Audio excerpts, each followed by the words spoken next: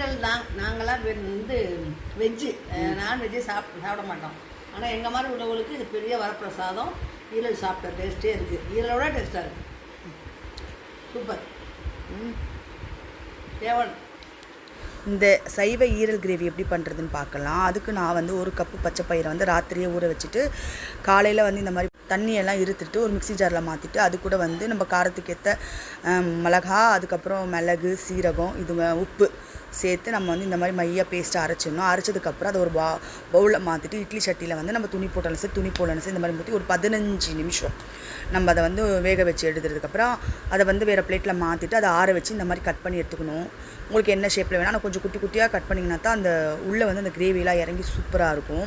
நான் ஒரு பக்கம் கேமரா எடுத்துகிட்டே கட் பண்ணுறதுனால கொஞ்சம் இந்த மாதிரி வந்திருக்கு. அதுக்கப்புறம் நான் கரெக்டாக கட் பண்ணிவிட்டேன். உங்களுக்கு காட்டுறதுக்காண்டி பாருங்கள், சூப்பராக இருக்குது. இது அப்படியே எடுத்து வச்சுக்கோங்க ஒரு ஓரமாக கட் பண்ணிவிட்டு. அதுக்கப்புறம் ஒரு வானல் எண்ணெய் ஊற்றி நம்ம ஸ்பைசஸ் அந்த பட்டை, கிராம்பு, ஏலக்காய், பிரிஞ்சி இலை இதெல்லாம் போட்டதுக்கப்புறம் வெங்காயமும் குட்டி குட்டியாக சாப் பண்ணிவிட்டு அது கூட ஒரே ஒரு பச்சை மிளகா போட்டு, ஏன்னா ஏற்கனவே நம்ம பச்சை மிளகா போட்டு தான் அரைச்சிருக்கோம். ஸோ அதனால் ஒரு பச்சை மிளகா போதும். உங்களுக்கு வேணும்னா நீங்கள் 2 பச்சை மிளகா போட்டுக்கலாம். வெங்காயம் வதங்கின இஞ்சி பூண்டு பேஸ்ட்டு போட்டுட்டு அதுக்கப்புறம் எல்லா மசாலா பொருட்களும் போட்டுக்கலாம். மிளகாத்தூள், மல்லித்தூள், கரம் மசாலா, அதுக்கப்புறம் பார்த்திங்கன்னா காஷ்மீர் தூள் போட்டிருக்கேன், தனியாத்தூள் எல்லாமே நான் போட்டு இந்த எண்ணெயில் பொரிஞ்சதுக்கப்புறமா தக்காளி நான் ஒரு தக்காளி போட்டிருக்கேன்.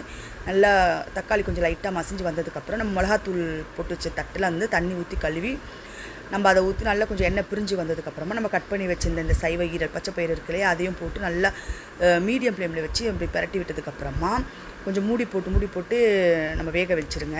இது கூட லாஸ்ட்டு ஃபைனலாக நான் மிளகுத்தூள் போட்டுட்டு திரும்பவும் மூடி வச்சு லோ ஃப்ளேமில் வச்சு இப்போ பாருங்கள் நல்லா எண்ணெய்லாம் பிரிஞ்சு சும்மா அதாவது மட்டன் ஈரலே தோற்று போகிற அளவுக்கு இந்த சைவ ஈரல் அவ்வளோ டேஸ்ட்டாக இருந்துச்சு.